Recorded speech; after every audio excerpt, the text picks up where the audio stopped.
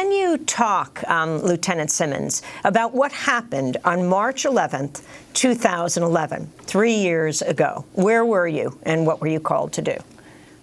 Well, after the earthquake and tsunami that devastated the shores of Japan, the Ronald Reagan had already been on a scheduled deployment, and following that earthquake and tsunami, we were called away from our exercise there in the Pacific to provide humanitarian assistance to the citizens of Japan. And what happened next? We arrived on, if I remember correctly, the 12th of March, so the following day, which had been after the first reactor had already melted down, and the understanding of everybody on board was that there's no health risk, no dangers as far as the radiation exposure goes. At one point, we had actually sat in the plume off the reactor for approximately 5 hours, and another time we actually had to secure the water system because we actually had brought contaminants up into the water. How close were you to it? Honestly, at this point, I hear conflicting stories each time.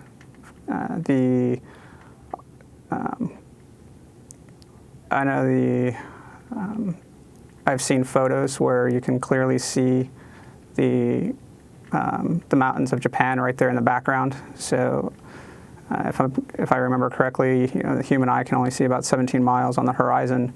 So you're clearly within visible distance, but then there's also reports that we were no closer than 160 miles. So at this point, which one's accurate? I'm not exactly, I would have to believe the photos. And Lieutenant Simmons, at the time you weren't aware that you were being exposed to any radiation. When did you start feeling the impact on your health? And what are some of the things that have happened since? It wasn't until November of 2011. We returned in September. The end of November, I had started noticing something was wrong. The first thing was I was actually driving into work. I was driving down Route 50 heading into Arlington, and I had blacked out and drove my truck up on a curb. Following that, I started coming down with what maybe I thought was just maybe a flu, started running fevers. I dropped about 20 to 25 pounds unexpectedly, and then started experiencing night sweats, difficulty sleeping, and had been back and forth to the doctor numerous times for lab work and other studies to try to figure out what's been going on. And from January to March of 2012, I had been hospitalized 3 different times.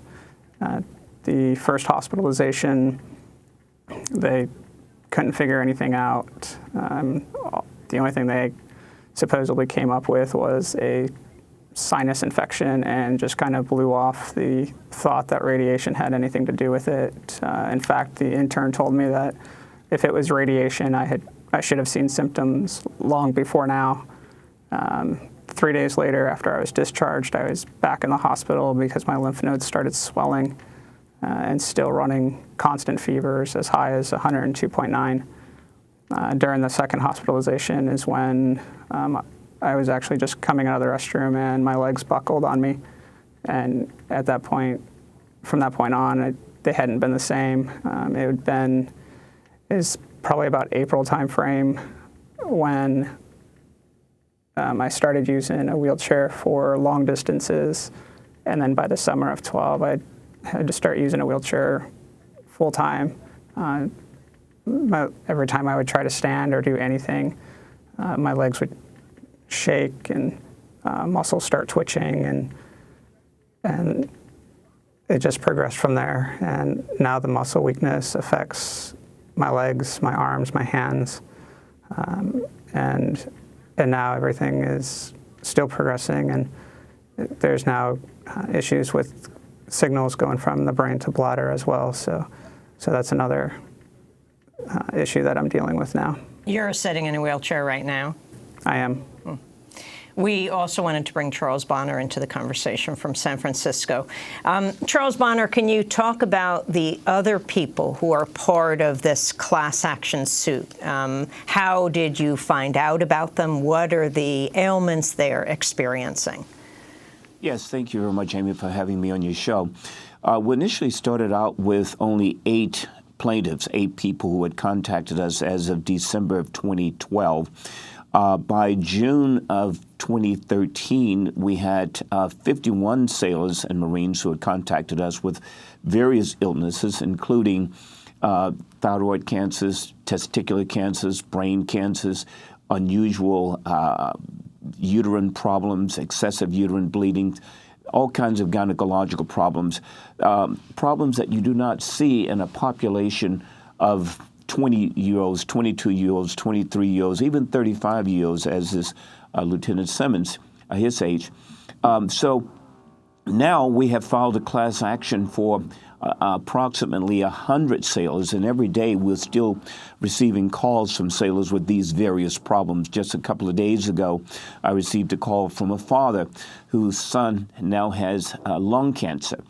The total number of sailors who responded to this Operation Tomodachi — Tomodachi is a Japanese word meaning friend, so this was an operation help our friends.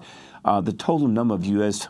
sailors who responded was approximately 24,000, but there were a total of 70,000 U.S. servicemen and women who ultimately were first responders, and that include servicemen and women who were based in Japan. So we have filed this class action lawsuit on behalf of all of them, because one thing is very clear. They all were exposed to radiation. We can debate the level of radiation, and we are not suing the Navy, and we're not accusing the Navy of having done anything improper. Of course, no one in the Navy would knowingly expose these young sailors and Marines to high levels of radiations that one commander measured at 30 times normal, and 30 times more than what TEPCO, the Tokyo Electric Power Company, represented to the public and to the U.S. Navy. The responsible party for these young sailors' injury is the Tokyo Electric Power Company, the 4th largest power company in the world. Tokyo Electric Power Company failed to tell the public, including the Navy, that they were in an active meltdown. They had triple meltdown following the earthquake and the tsunami. They didn't have batteries. They didn't have backup power. They didn't have any kind of auxiliary water supply to cool these reactors down. They actually called to the headquarters of Tokyo Electric Power Company for the power company to dispatch batteries to them, and they did. But the trucks carrying the batteries got mired into traffic because of the tsunami. So meanwhile, you have these managers frantically in the dark trying to figure out what to do. They sent their workers out into the dark to get car batteries. So these workers in the storm, raising their hoods, extracting car batteries, going back in with flashlight, trying to figure out how to connect the batteries to the water supply so that they can cool the reactors. Meanwhile, these young sailors on board of the USS Ronald Reagan are cruising into this unknown. They do not know all of this disaster is occurring, but more importantly, TEPCO does not tell them that they're in an active meltdown, that the reactor number 1 has melted down within 4 hours following the earthquake, and there have been all kinds of explosions. Major releases are happening. There's radioactive releases, including 300 tons of radioactive water is being released into the Pacific Ocean. And as Mr. Simmons will tell you, these young sailors were using this desalinated water. They were bathing in it. They were brushing their teeth with it. They were cooking with it. And so they were ingesting this radiation both through food and water as well as the air. And now they're all sick. And so we have to put the sailors first. This is Operation Tomodachi. Now it's Operation Help Our Friends, the U.S. sailors and young Marines. They have all kinds of problems. I'd like to just take 1 second and read you just a paragraph from one declaration from one of our young lady sailors. She's 32, and she states that, quote, "During Operation Tomodachi, I began having migraine headaches, irregular menstrual cycles, knee surgery, breast surgery, and leg surgery to remove unexplained mass from these areas. This radiation not only hurts the young sailors, but it hurts their offsprings. This is a declaration from the wife of a sailor who writes in her declaration to the court, "My husband was exposed to radiation particles while assigned to the 7th Fleet on the USS Ronald Reagan, assisting in Operation Tomodachi beginning in March of 2011. As a result of this exposure, our son, who was born on November 14, 2012, at 8 months was diagnosed with brain and spine cancer." These are just a few examples of what these young sailors are dealing with. And one last report. This is a sailor who's 22, has been diagnosed with leukemia, and is losing his eyesight. And he writes in his declaration to the court, "Upon my return from Operation Tomodachi, I began losing my eyesight. I lost all vision in my left eye and most vision in my right eye. I am unable to read street signs, and I'm no longer able to drive. Prior to Operation Tomodachi, I had 20/20 eyesight, wore no glasses, and had no corrective eye surgery. Additionally, I know of no family member who have had leukemia." So these are examples of the kinds of illnesses and injuries that these young sailors are experiencing. Talk about the backstage conversations that were taking place among the U.S. military and U.S. officials, and how did you get a hold of these conversations? The documents you're referring to are through the Freedom of Information Act, and these were documents that were made available maybe 6 or 8 months after the crisis started through the Nuclear Regulatory Commission. And in these documents, these were transcribed telephone conversations between NRC officials in Washington, D.C., embassy and diplomatic staff in Tokyo, and also people in Pacific Command or United States Forces Japan, principally the Navy. And what those documents reveal is that there was a lot of backstage discussion by these experts who were trying to assess just how bad the situation was.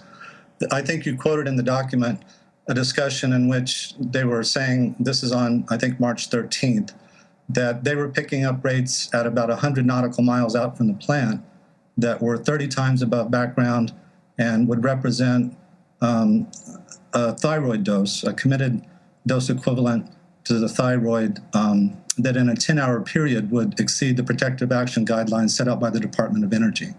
So in my research, I've interviewed some 160 people, including diplomats and diplomatic staff and people within the various nuclear agencies.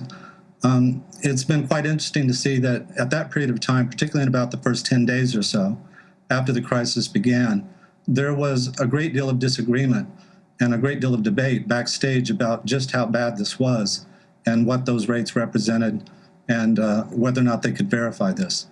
Keep in mind that TEPCO, at this period of time, in the period of time that we're talking about where the Reagan sailors would have been exposed, they were frantically trying to deal with the situation. They were in a station blackout, and even though that they knew that the radiation levels were quite high, that wasn't really making it into the public. When we talk about TEPCO, I think it's important to make a distinction between the operational staff at the plant, who were really working desperately 24 hours a day to deal with this, and the TEPCO officials, including their spokesman, who were really downplaying the situation. And anyone who followed the situation at that time, it was quite confusing. It was very frustrating that in every stage of this, they were downplaying just how bad it was. And so in the first few days, the United States really had no information that they could act upon. And so very quickly, they set up their own radiation assessment. You know, the United States has a great deal of military assets in Japan, some 82 military bases, and their own radiation measurements, starting about on the 13th or 14th of March and going for months after that, were revealing that the situation was really quite a bit more severe than what TEPCO was acknowledging. So according to the documents that you saw about these conversations, the Navy was aware that the sailors on the USS Reagan would be exposed to dangerous levels of radiation? Well, the readings that they were getting, these were coming from helicopters that were flying relief missions for the tsunami effort. They had landed on a Japanese command ship that was about 50 miles away from the plant. And the measurements that they were getting clearly alarmed them. These were readings much higher than they expected. in the documentation, again, the Freedom of Information Act documents, they did not anticipate that they would have really any readings of significance at 100 nautical miles, and yet they were getting readings that would exceed a protective action guideline dose in a 10-hour period. So they were aware that they were getting hit by this radiation. Keep in mind, in the first week or so of the crisis, at least the first 4 or 5 days, the wind was blowing out to sea. And aside from these inland communities very close to the reactor, the first people that were hit by this plume were the U.S. military. And these nuclear aircraft carriers are arguably some of the most sophisticated radiation measuring devices in the world.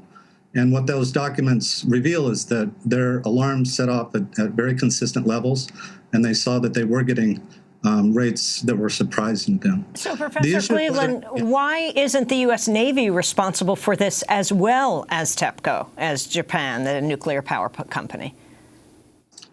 Well, I think that the real question is whether or not the U.S. government, and the U.S. Navy in particular, took the appropriate protective action measures given the information that they had available at the time. You know, it's very easy now to look in retrospect and make these kind of severe judgments about this now that we have more information and there's a lot more transparency to this. But at the time, they had very little information to act on. And from what I've gathered, at least from my interviews, they immediately were trying to take protective measures. They moved the carrier off. They did stop the water supply after they saw that it had become contaminated. For many of the servicemen who were close in, they provided potassium iodine to protect them against thyroid doses. And they set up also a radiation registry called the Tomodachi Registry, which is still publicly available as an online interactive website that allows servicemen and anyone who was in Japan at that time in proximity to the plant to go on and see where they were at a given day and what their estimated dose exposures were. So I think the United States government and the Navy was doing whatever they could. Keep in mind that many of the officers and the administrative staff that we're dealing with, they were on the ship themselves, or they were at the military bases in Japan where their families were living, and they were also being exposed to this. So I think that, you know, for many people who are not privy to these backstage discussions and these kind of elite level decision makers and the kind of rationale and reasons for why they were making their decisions, it may seem that somehow it was unreasonable or unfair. But when you scrutinize it closely, I think that they were trying to take the appropriate protective actions. The question of whether or not that was useful and whether or not they were, in fact, the best measures they could take is kind of another question. I wanted to go back to Naoto Kan, an interview we did on the 3rd anniversary of the meltdowns, March 11th. Naoto Kan was the Prime Minister of Japan when the Fukushima Daiichi meltdown occurred. I spoke to him in Tokyo when we broadcast from Japan weeks ago. The former Prime Minister spoke about the inaccuracy of the information TEPCO provided to him at the time of the disaster. 本店から来てた竹黒さんという元の From what I was hearing from the headquarters of TEPCO, and in particular from Mr. Takeguro, who was the former vice president, had almost no accurate information being conveyed about what was actually the situation on site.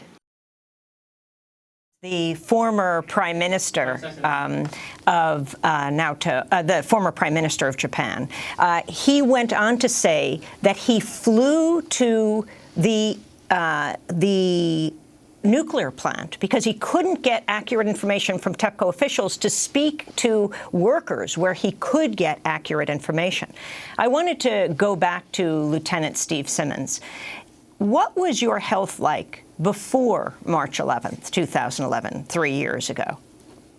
Before March, I was actually in what I would like to consider relatively good health. I was physically active. I had been doing P90X and Insanity workouts, and oftentimes kind of a hybrid between the two of them.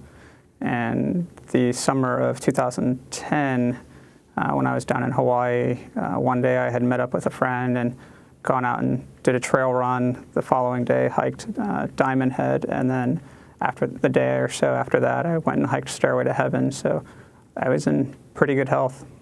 Lieutenant Simmons, can you explain when you decided to join this lawsuit and what you'd like to see happen now? It wasn't, well, for a long time, actually, after my ailments started, I had tried to find out if there was anybody else that was dealing with similar issues or other ailments related to, from that deployment. And I had reached out to some of the other folks that I was stationed with on board the Reagan, and they hadn't heard anything. And it wasn't until, I think, December of 12, when my wife's sister had actually sent her a news article talking about the original plaintiffs of the case. Shortly after that, I had reached out to Paul and his team and inquired with them about it and sent them my information. And it really, for me, it comes down to the fact that, like Charles said, a lot of these sailors and Marines are in their early 20s, mid-20s, and they haven't had the luxury that I've had to do 16 years of the service and be awarded the opportunity for medical retirement. And these young sailors and Marines need to be taken care of. And that was the main driving force for me to come forward and bring my information to Paul and Charles to help strengthen their case to make sure that these individuals are taken care of in the manner that they deserve. How many people were on the USS Reagan?